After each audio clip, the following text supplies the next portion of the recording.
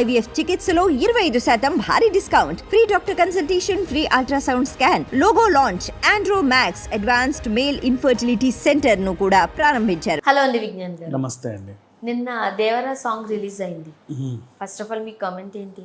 యాక్చువల్గా దేవర గురించి చాలా ఎక్స్పెక్టేషన్స్ ఉంటే ఒక సాంగ్ అనేది రిలీజ్ అయింది. ఫస్ట్ సింగిల్ రిలీజ్ అయినప్పుడు కొంచెం పెదవి విరుపు. ఏమైంది, మా ఎన్టీఆర్ని చూపించకుండా నువ్వేంట్రా బాబు 24 గంటలు కనబడుతున్నావు అని అనిరుద్ధుని అన్నారు. మొత్తం ఆయన అసలు దేవర ఆయనే చేసినట్టుగా ఆ సాంగ్లో కనబడేసరికి ఎవరికీ నచ్చలే. అందరూ ఎన్టీఆర్ కోసం కదా అతనితో ఎదురు చూసింది. సరే సెకండ్ సింగిల్లో అయినా మేము ఎన్టీఆర్ని చూపిస్తామంటే చూపించారు.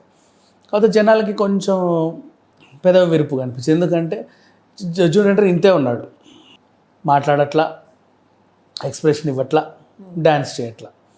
దానికి ఆన్సర్ ఏంటది, ఆ సినిమాలో నుంచి ఒక పాట వచ్చింది. అదేం ప్రైవేట్ ఆల్బమ్ కాదు, ఓ సినిమాకి సంబంధించిన సాంగ్. ఆ సినిమాలో ఆయన క్యారెక్టర్ ఆ టైంకి ఆయన సిచ్యువేషన్ ఎలా డిమాండ్ చేస్తే ఆ పాట అలా ఉంటుంది, అంతేనా? బలవంతంగా ఉన్నాడు, కరుడు కట్టిన కోపిస్ట్ లాగా ఉన్నాడు. ఆ టైంకి మెల్లి గెలుకుతుంది, దాన్ని బలవంతంగా తీసుకొచ్చి ఎగిరి ఎగిరి పాట పాడింది అనుకో. ఫర్ ఎగ్జాంపుల్ ఆయన ఎందుకు ఎక్స్ప్రెషన్ ఇస్తాడు నీకు మోజు లేనప్పుడు? అయినా సరే ఏదో ఆమె ఉంది కదా అని ఎంటర్టైన్ చేశాడు. ఆ సిచ్యువేషన్ ఏంటనేది నువ్వు సినిమా చూస్తే నీకు తెలుస్తుంది. నువ్వు దీన్ని ఎన్టీఆర్ అంటే మేము డ్యాన్స్ ఎక్స్పెక్ట్ చేశాము, ఎన్టీఆర్ అంటే మేము అదేదో ఎక్స్పెక్ట్ చేశాము, అంతకుముందు కొమరం భీముడో అని చెప్పి అంత ఎక్స్ప్రెషన్స్ ఇచ్చాడు, ఇక్కడేమో ఇట్లా ఉన్నాడు, మాకు నచ్చలేదు, మా మనోభావాలు దెబ్బతిన్నాయి. చావండి మీ మనోభావాలు దెబ్బతింటే. కానీ అట్లా ఎట్లా అంటారు? ఇప్పుడు యాక్చువల్గా చాలా రోజుల తర్వాత ఒక రకంగా చెప్పాలంటే జూనియర్ ఎన్టీఆర్ గారికి ఒక మంచి హిట్ కావాలి, చాలా కసిగా తీస్తున్న సినిమా ఇది. సో ఆ టైంలో జూనియర్ ఎన్టీఆర్ గారిని ఫ్యాన్స్ ఖచ్చితంగా ఒకలా ఊహించుకుంటారు. ఈ గ్లిమ్స్ లో కావచ్చు, సాంగ్స్ లో కావచ్చు, అది సాటిస్ఫై అయిపోవాలి. ఇంకా సినిమాలో ఏం చూపిస్తా ఉన్నారు తర్వాత విషయం, అలా చూపించాల్సిన బాధ్యత ఉంది. అవును, ఉంది, కరెక్టే. కానీ వాళ్ళ దగ్గర అదే కంప్లీట్ అయింది రిలీజ్ చేయడానికి. స్టెప్ బై స్టెప్ ఏదేదో అనుకున్నారు. కాకపోతే ఒక మంచి విషయం ఏంటంటే, జాన్వీని రీసెంట్ డేస్లో ఇంటర్వ్యూ చేసినప్పుడు మీకు ఏ హీరోతో డ్యాన్స్ చేయడం అంటే ఇష్టం అంటే, నేను జూనియర్ ఎన్టీఆర్తో డ్యాన్స్ చేసినప్పుడు చాలా ఎంజాయ్ చేశాను, నాకు బాగా నచ్చింది, పోటాపోటీగా బాగా చేస్తాడు అని చెప్పింది. అంటే ఎన్టీఆర్తో పోటాపోటీగా డ్యాన్స్ చేసే సాంగ్ ఏదో షూట్ అయిందనేగా అర్థం. అది మెల్లిగా రిలీజ్ చేస్తారు, మేబీ దాని ఆర్ఆర్ఓ గీరారో ఏదో పనిలో ఉంటుంది. ఇప్పుడు ఇది మొత్తానికి అయితే రిలీజ్ అయింది, ఓకేనా? రిలీజ్ అయిన తక్కువ టైంలో హవర్కి 1.8 మిలియన్ 2 మిలియన్ అలా దూసుకుపోయింది సాంగ్, మంచిగా పెద్ద హిట్ అయిపోయింది. ఇప్పుడు కాపీ వివాదాలు వస్తాయి వెంటనే. సాంగ్ ఎలా ఉంది అనేది మాట్లాడుకుంటే, రామజోగయ్య శాస్త్రి గారు ఇచ్చిన లిరిక్స్ చాలా వినసొంపుగా, అంటే వినేలాగా, వాడుకలో మాట్లాడే పదాలు చాలా సింపుల్ పదాలతో ఉన్నాయి. అండ్ అలాగే ఆ డిజైనింగ్ ఎలా ఉంది అంటే, సాబు సిరిల్ బాహుబలికి డిజైన్ చేసినటువంటి ఆయన ఇప్పుడు ఆ పచ్చబొట్టేసిన సాంగ్ ఎలా ఉంటుంది విజువలైజ్గా, ఇది కూడా అంత బాగా తీశారు. నెక్స్ట్ ప్రొడక్షన్ వాల్యూస్ ఎలా ఉన్నాయి రా బాబు అనుకుంటే అది కూడా చాలా బాగున్నాయి. అండ్ ఇంకా డైరెక్షన్ ఎలా ఉందంటే బాగుంది, కొరియోగ్రఫీ ఎలా ఉంది బాగుంది, విజువలైజేషన్ ఎలా ఉంది, అరే రత్నవేలు భలే చూపించాడే, అన్నీ బాగానే ఉన్నాయి. ఇప్పుడు మ్యూజిక్ ఎలా ఉంది అని అడిగారు. మ్యూజిక్ గురించి మాట్లాడుకుంటే, నాకు నిజంగా పర్సనల్గా చెప్తున్నా, ఇదైతే నా పర్సనల్ ఒపీనియన్, నాకు ఎందుకు అనిరుద్ధ్ మ్యూజిక్ ఇప్పటిదాకా నచ్చదు. అని ఏ పాట కూడా నాకు ఎక్కల. మనకు రెహమాన్ పాటలు ఎలా ఎక్కుతాయి, మన కీరవాణి పాటలు ఎలా ఉంటాయి, కోటి, గంటాడి కృష్ణ, రమణ గోగుల, సందీప్ చౌత, ఎంతమంది మ్యూజిక్ డైరెక్టర్లు అన్నా తీసుకో, శశి ప్రీతం, ఎవరైనా తీసుకో, ఎక్కుతాయి. వందే మాత్రం శ్రీనివాస్ పాటలు కూడా నాకు ఎక్కుతాయి. ఎందుకు ఈ అబ్బాయి పాటలు అసలు ఎక్కవు, అదేంటో తెలియదు. ఒక రకంగా ఉంటాయి, అంటే సంబంధం లేకుండా, మ్యూజిక్కి, సాంగ్కి, లిరిక్స్కి సంబంధం లేకుండా ఏదో ఇవ్వాలే అన్నట్టు ఇచ్చేస్తాడు. మరి ఈయనకి ఇన్ని అవకాశాలు ఎందుకు ఇస్తున్నారో నాకు ఇప్పటికీ అర్థం కావట్లా. పెద్ద సినిమాలు మళ్ళీ పెద్దవి ఆ రేంజ్లో ఇస్తాడు. సరే పోన్లో ఇంతమంది పెద్ద సినిమాలు ఇచ్చారు కాబట్టి వీళ్ళందరికీ టైంకి పాటలు ఇవ్వాల్సిన బాధ్యత నా మీద ఉంది. కబుక్కున్న 10 మందితో నేను అనగానే అందరు సూట్ కేసులు పట్టుకొని వచ్చేసారు, తీసుకో అని. ఎందుకు? ఆ జైలర్ సినిమా ఏదో హిట్ అయిన పాపానికి వీళ్ళందరికీ ఇప్పుడు పాటలు ఇవ్వాలి. ఏం చేయాలి? ఈ ఒక్కొక్క పాటకి ఇంత నేను ఆలోచించడానికి ఇన్ని రోజులు, దీనికి అన్ని రోజులు, దానికి ఇన్ని రోజులు, అమ్మో ఇన్ని రోజులు చూస్తేనేమో ఇన్ని డేస్లో ఈ 6 సినిమాలు 7 సినిమాలు కంప్లీట్ చేయాలి. ఈజీ వర్క్ ఏముందిలే. కొరియన్ సాంగ్స్, బంగ్లాదేశ్ సాంగ్స్, పక్క దేశం సాంగ్స్, ఇలా African songs, Sudan songs, Tanzania songs అని ఏవేవో కొట్టాడు. ఒకటి వచ్చింది, మనిగే మాగే హితే. ఆ మనిగే మాగే హితే సాంగ్ని అది ఎలా ఉందో యాజ్ ఇట్ ఈస్ దించేసాడు. కానీ అది పాపులర్ సాంగ్. ఆ విషయం అదే అక్కడికే వస్తున్నా. ఇప్పుడు ఆ విషయం పక్కన పెడితే ఆ సాంగ్ ఎక్కడో శ్రీలంక పాట, ఎక్కడో శ్రీలంక మనకి ఎక్కడ మనకి ఆవిడ తెలుసులే పాప వాడేశాడు. శ్రీలంక అంటే తమిళ వాళ్ళకి సరిగ్గా తెలియలేదేమో ఆ పాట. మన శ్రీలంక దాటితే ఫస్ట్ తమిళ వాళ్ళకే తెలియాలి. తమిళ వాళ్ళకే తెలియదు అంటే తెలుగు వాళ్ళకి ఏం తెలుసు వాళ్ళ బొంద అనుకున్నాడు. కరోనా తర్వాత ఏదైనా ఒక మంచి పాట హిట్ అయిందంటే ఇదే. అవును, చాలా మంది మనం వినలేని పాట, లేకపోతే అసలు మనం చూడలేదు అనుకో, సోషల్ మీడియా అంతా మన గుప్పెట్లో ఉంది. ఓకే, ఏది తెలియకుండా ఏది చూడకుండా మన సింగర్ తో సహా చూసిన పాట అది.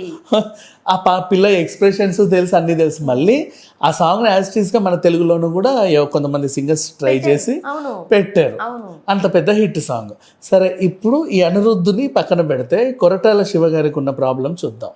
గత సినిమా ఏంటి? ఆచార్య. ఆచార్యాల్లో భలే భలే బంజారా పాట ఉందా? అదేమో ఫ్యాంటమ్ సినిమాలో ఆఫ్ఘన్ జిలేబీ సాంగ్. అప్పుడే చాలా మాటలు వచ్చాయి. యాజ్ ఇట్ ఈస్ దించాడు. సరే, ఇప్పుడు నువ్వు మ్యూజిక్ డైరెక్టర్ని మార్చావు, మళ్ళీ హిట్ పాటని వాడు ఏదో పెట్టాడు అంటే ఏంటి? నువ్వు కావాలని అడిగి తీసుకుంటున్నావా లేకపోతే వాళ్ళే పెడుతున్నారనే డౌట్లు వస్తున్నాయి. సాధారణంగా వాళ్ళు ట్యూన్ చెప్పినప్పుడు హీరో కమ్ డైరెక్టర్ అక్రూ అంతా కూడా దాన్ని ఓకే చేయాలి. ఓకే చేసిన తర్వాతే అది మన వరకు వస్తుంది. ఇప్పుడు అలా లేదు. సాంగ్స్ వాడికి ఇచ్చిన తర్వాత వాడు పట్టుకొస్తేనే మనం వినాలి. బాగాలేదు అంటే మళ్ళీ ఎక్స్ట్రా డబ్బులు ఇచ్చి ఇంకోటి చేయించుకోవాలి. నువ్వు ఇచ్చిన డబ్బులకి చేసేసా కదా, మరి నేను సింగర్కి డబ్బులు ఇచ్చా, స్టూడియోకి రెంట్ కట్టా, అదే మనకు నచ్చాలి కదా. అది తర్వాత సంగతి. మరి నన్ను ఎందుకు పెట్టుకున్నావు నువ్వు? అంతే. ఇది అతనికే ఇచ్చేయాలి. కొరియోగ్రఫీ కూడా అంతే, వాళ్ళకి ఇచ్చేయాలి. వాళ్ళ ఓన్ స్టెప్పులు, వాళ్ళని ఓన్ డైరెక్షన్, వాళ్ళకి నచ్చినట్టు స్టంట్ ఫైట్స్ కూడా వాడికి ఇచ్చేయాలి. వాళ్ళు ఎలా డైరెక్ట్ చేస్తే అలాగే. మిగతా సినిమా ఈయన దిద్దుకుంటాడు, దగ్గరుండి సలహాలు సూచనలు ఇచ్చుకుంటాడులే. ఈయన మనుషులు అయితే, కార్డు మీద వచ్చే వేరే మనుషులు అయితే నా మాటలు వినరు. ఇంతే. పాట వచ్చిందా చచ్చినట్టు వినాలి. నాకు నచ్చలేదు అంటే నువ్వు ఇంకో పాటకు డబ్బులు ఇచ్చి మళ్ళీ ఎక్స్ట్రా చేయించుకోవాలి. ఇలాంటి వ్యవహారం అనమాట. ఇప్పుడు ఆయన ఏది ఇస్తే నేను తీసుకున్నాడు. ఈ ఇచ్చేటాయనకు కూడా వీళ్ళకి ఏమీ తెలియదులే, వీళ్ళ మొహాలకి ఏం తెలుసు. ఆయన ఈ పాట నేనే శ్రీలంకలో, నీకు చాలా ఆలస్యంగా తెలిసింది ఆ సాంగ్. ఒక మ్యూజిక్ డైరెక్టర్ అయ్యి ఉండి నీకు చాలా వెతగ్గా నీకు దొరికింది ఆ పాట. ఇప్పటికంటే నేను నేమ్స్ కావాలనే తీయడం లేదు, కానీ ఇంతకు ముందే కొంతమంది పెద్ద పెద్ద మ్యూజిక్ డైరెక్టర్స్ ఈ ఆరోపణలు ఎదుర్కొన్న వాళ్ళే. డైరెక్ట్ శాటిలైట్ ఛానల్స్ లో వాళ్ళ పేర్లు, వాళ్ళ మ్యూజిక్, వాళ్ళు కాపీ చేసిన అంతా కూడా వేశారు. ఇన్ని తెలిసి కూడా ఎందుకు జాగ్రత్తలు తీసుకోవట్లేదు? అదే తీసుకోవాలి. మళ్ళీ కొన్ని సిచ్యువేషన్స్ విని కూడా, ఇప్పుడు కాంతార లాంటి సినిమా, ఆ నవరస పాట అప్పటిదాకా ఉన్న విషయం మనకు తెలియని కూడా తెలియదు. వీళ్ళేదో అరే వరాహరూపం భలే ఉంది, వరాహరూపం సాంగ్ అనుకున్నాం, క్లైమాక్స్ అదిరిపోయింది, సాంగ్ బాగుంది. వాళ్ళు వచ్చి కేసు వేసేంతవరకు ఎవరబ్బా వీళ్ళు అని చూస్తే నిజంగా నవరస సాంగ్ చాలా బాగుంటుంది. ఒక స్టోరీ ఉంటుంది దాంట్లో, నవరసాలతో కూడినటువంటి. అది భలే ఉంది, భలే తీసుకున్నారు అనుకున్నాం.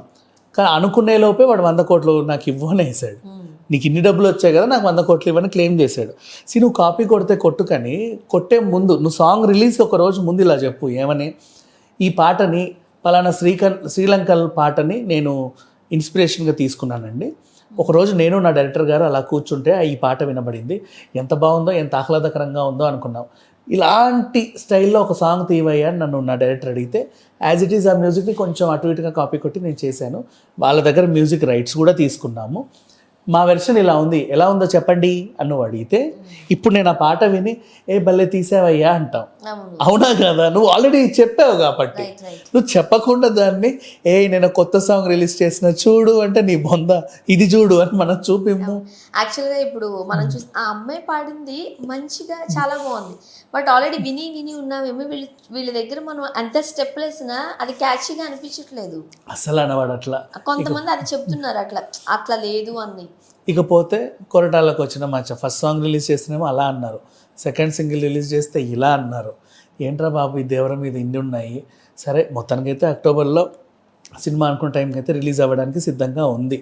కానీ ఇప్పుడు వీళ్ళు చేసినటువంటి ఈ పెంట ట్రోల్స్ వల్ల అంటే రోజు రోజుకి అంచనాలు దిగిపోతున్నాయి తప్ప పెరగట్ల. బట్ ఒక రకంగా చూసుకుంటే పాపం వీళ్ళ ఈ అనిరుద్ధిని పక్కన దోసేస్తే ఈ మిగతా ఎఫర్ట్స్ ఏవైతే ఉన్నాయో అన్నీ చాలా బాగున్నాయి. అండ్ ఎన్టీఆర్ ఎందుకు అలా ఉన్నాడు అంటే, ఆ టైంకి కథలో ఏ సిచ్యువేషన్లో అయితే ఆ సాంగ్ వస్తుందో అప్పుడు అతను ఏ సీన్లో అయితే ఎలా అయితే ఉన్నాడో అది క్యారీ ఫార్వర్డ్ అయింది అంతే. ఆ పాటలో ఆయన ఎగిరెగిరి గెంతితే అది మేబీ సినిమాకి యాప్ట్ అవ్వదేమో. అప్పట్లో ఏం చేసేవాళ్ళు, నువ్వు ఎగరాలన్నా గెంతాలన్నా ఊహల్లోకి వెళ్ళేవారు. అని ఇలా వెళ్ళి అడ్డమైన పనులన్నీ చేసి మళ్ళీ ఇలా బయటకు వచ్చేవాళ్ళు. ఇప్పుడు అలా లేదు, నువ్వు ఊహల్లోకి వెళ్ళడానికి లేదు, రియాలిటీకి ఎక్కువ అలవాటు పడ్డారు జనాలు. సో అక్కడ సిచ్యువేషన్ ఎలా ఉంటే అలా ఆయన ఎక్స్ప్రెషన్ ఉంది.